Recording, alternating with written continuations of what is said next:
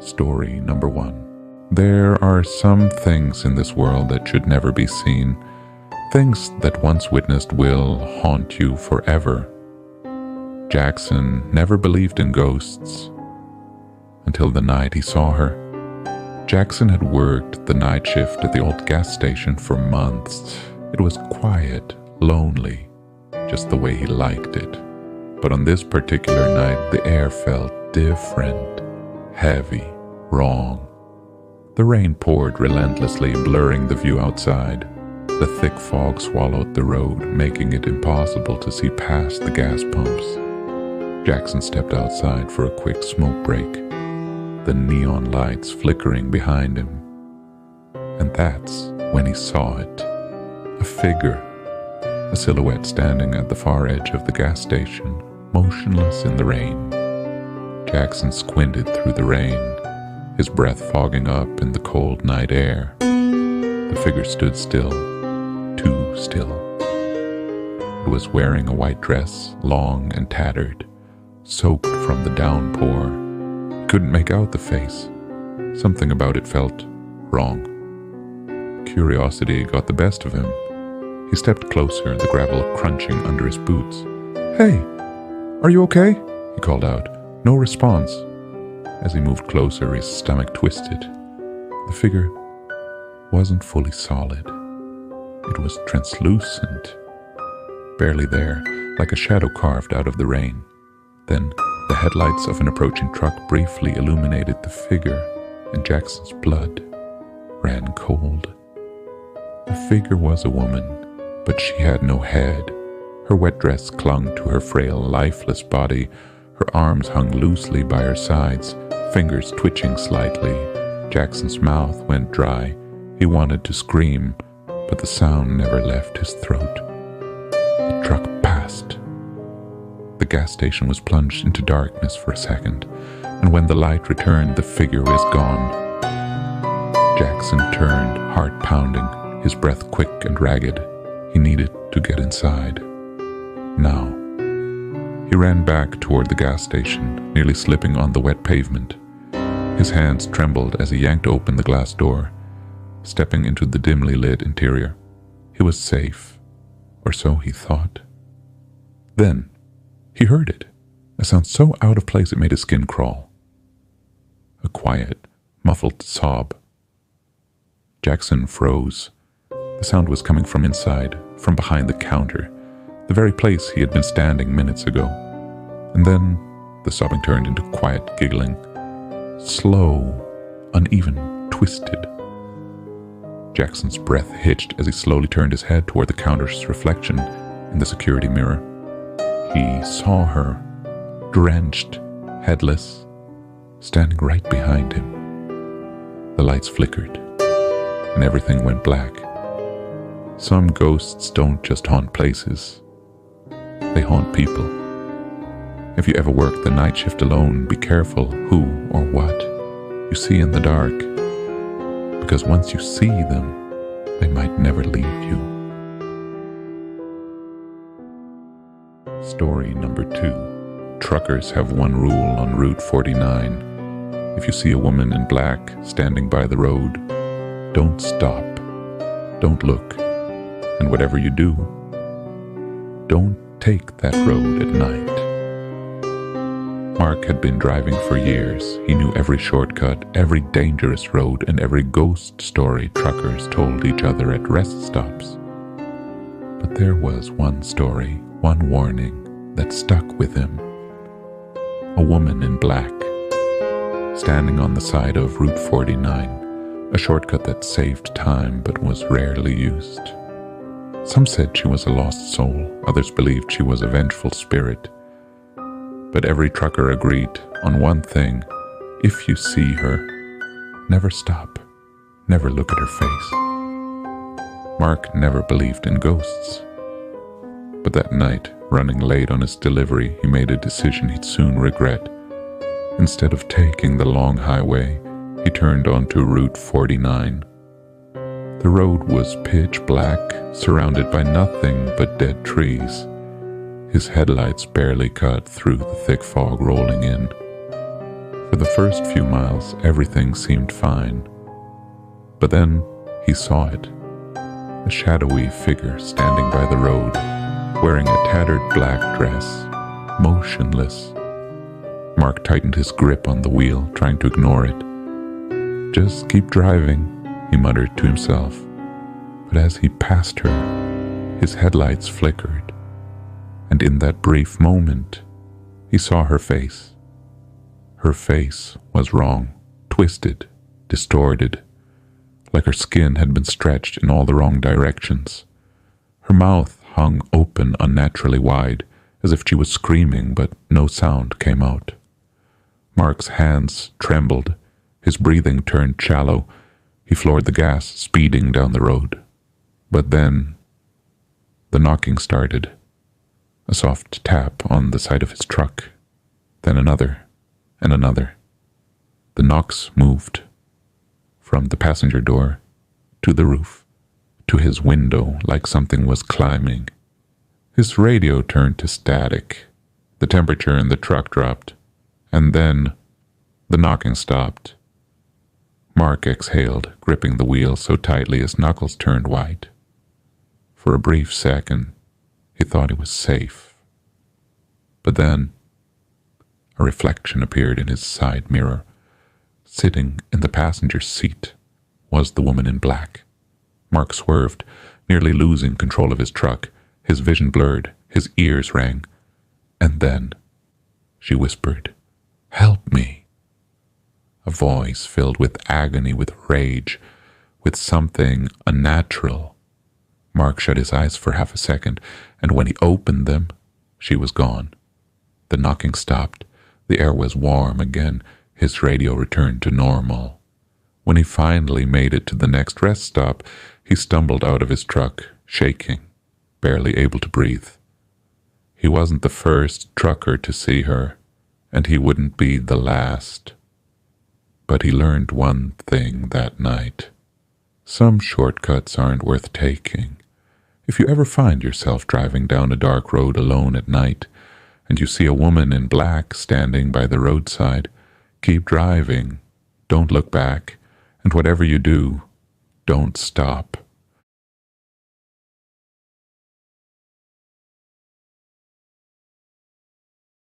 Story number 3. Some places are abandoned for a reason. Some things are left behind because they were never meant to be disturbed. David, Mia, and Jake had always been fascinated by abandoned places. Urban exploring was their thrill. Old malls, empty hospitals, forgotten houses. But this time, they had found something different. A house deep in the woods, untouched for decades, hidden by towering trees. They read about it in an old forum post, but there were no stories, no records, just vague warnings from locals. But warnings never stopped them before. The house was eerily intact, dusty furniture, rotting curtains, an old clock still ticking. It was like the owners had just left without taking anything. "This is insane," Mia whispered, snapping photos of the peeling wallpaper. Jake nudged an old rocking chair. "Creepy, but kind of cool." David, meanwhile, noticed something strange, a narrow trail behind the house. "Guys, look at this." Curiosity got the best of them. The trail led them to a wide-open clearing. The ankle-high grass swayed gently, the air unnaturally cold. And then they saw them. Photographs, hundreds of them, scattered across the ground, faces staring up at the sky.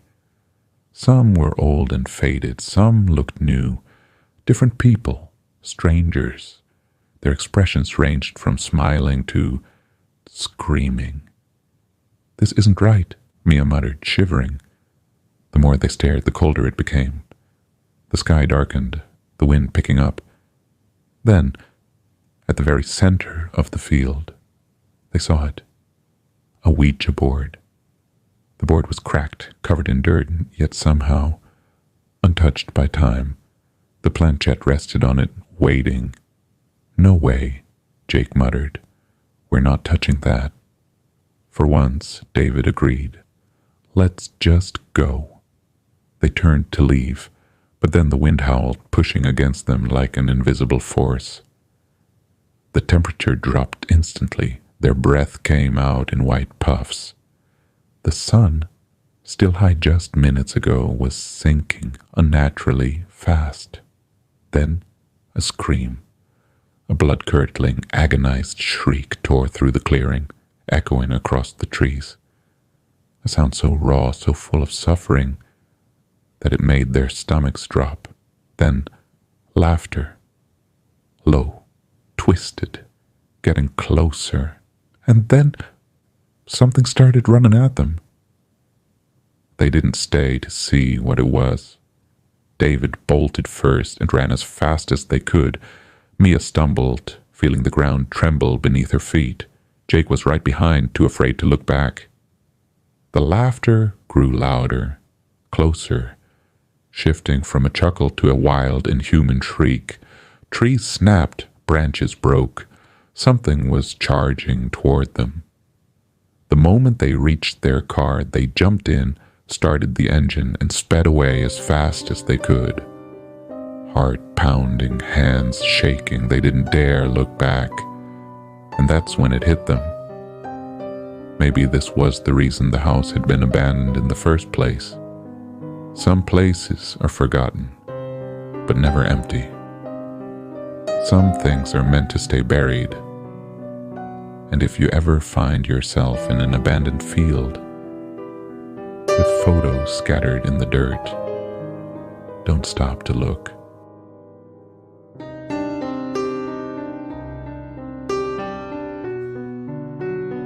Story number 4. They say the Appalachian mountains hold many secrets. Some things lurk in the woods, unseen, until it's too late. And if you ever hear a knock at your door in the middle of the night, never open it. James had lived in the Appalachian mountains for years, isolated in a small cabin deep in the woods. He enjoyed the silence, the peace. But lately, things had changed. It started with his trail cameras. At first, he thought it was just wildlife, bears, deer, maybe a lost hiker. But then one night the cameras picked up something different. A child, no, children, wandering through the woods at night. They didn't look lost, they didn't look scared. They just stood there, staring at the camera. Their faces were pale, almost gray. Their eyes, completely black. James felt uneasy. There were no families around here, no kids, not for miles. He checked the cameras every morning, and every night they showed the same thing. The black-eyed children were getting closer. One night, as he reviewed the footage, his stomach dropped. The children weren't just in the woods anymore. They were at the edge of his property, still staring, still waiting. Then, at exactly 3:13 a.m., he heard it. Knock, knock, knock. James froze. No one ever came out here. No one should be here at this hour. He swallowed hard, gripping his rifle as he moved toward the door. His heart pounded as another knock echoed through the small cabin. He peered through the peephole, hoping to see a lost traveler, but instead he saw them. 2 children, soaking wet, dressed in old tattered clothes, their heads tilted slightly, and even though the porch light was dim, he could see their faces clearly, hollow, pale, and those pitch-black eyes, like deep, endless voids.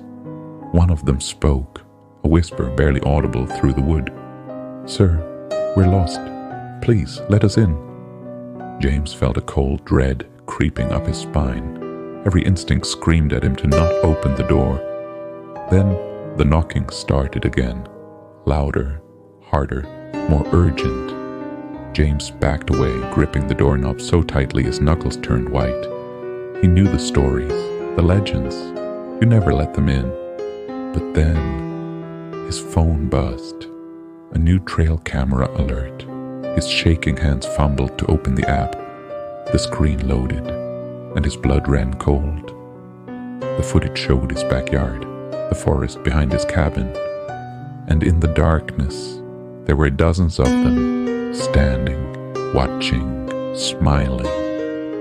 James dropped the phone. His breathing was ragged, his chest tight. The knocking had stopped. Silence filled the cabin. He stood frozen for what felt like an eternity before finally working up the courage to look through the peephole again. The porch was empty. No children. No footprints. Nothing. Relief washed over him, but it didn't last long, because just as he turned away from the door, he heard it. A whisper. Right behind him. Let us in. Some knocks should never be answered. Some things should never be let inside. And if you ever hear soft knocking at your door in the middle of the night, don't look, don't answer, and whatever you do, never open it.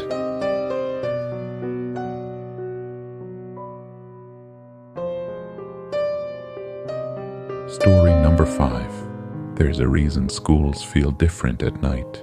The silence isn't empty, it's waiting. And for one security guard, he would soon realize he wasn't alone. Miguel had just started his new job as a night security guard at Willow Creek Academy. An old school with a long history, the job was simple. Lock the doors, check the hallways, and monitor the cameras until sunrise. It was supposed to be an easy gig, but something about the place felt off. The long, empty hallways carried whispers that shouldn't exist. The old classroom doors creaked as if someone was gently pushing them. And sometimes, when Miguel turned a corner, he swore he saw a shadow move, just out of sight. He ignored it at first. That was until he saw something on the security cameras. The cameras showed an empty classroom, just rows of desks dimly lit by the emergency lights, but then one of the chairs moved. Miguel leaned closer, squinting at the grainy footage. The chair slid by itself, scraping across the floor, then another and another, as if unseen students were still sitting there, shifting in their seats. He gulped. Maybe the wind, a prank, but the doors were locked. No one was here, except him. Then the lights in the hallway outside his office flickered, and for a split second the camera showed something horrifying. Figures standing at the back of the classroom. He jolted in his chair, his breathing shallow. He rewound the footage, but the figures were gone. Miguel decided to check the classroom himself. Big mistake. Walking down the empty hallway, his footsteps echoed too loudly. The air felt heavier, colder. He reached the classroom and slowly pushed open the door. The chairs were still. The air smelled like dust and old books. Nothing seemed out of place. Then he heard it. A quiet sniffle, like someone crying. Miguel turned sharply. No one was there. The sound grew louder, mixed with whispers. Dozens of whispers layered on top of each other, like a conversation happening just beyond his reach.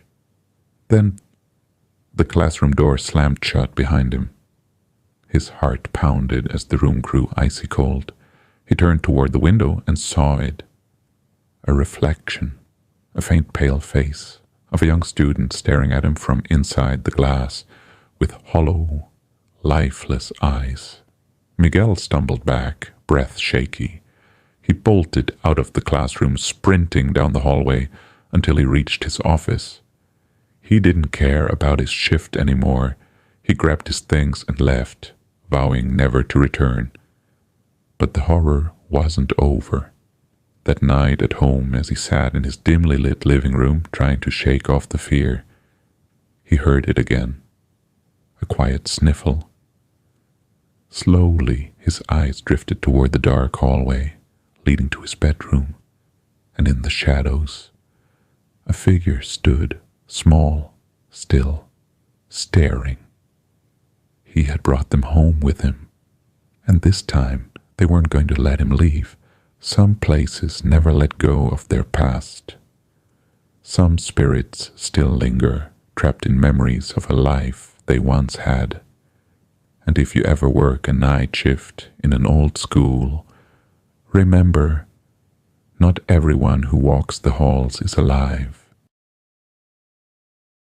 These were not just stories, they were real experiences.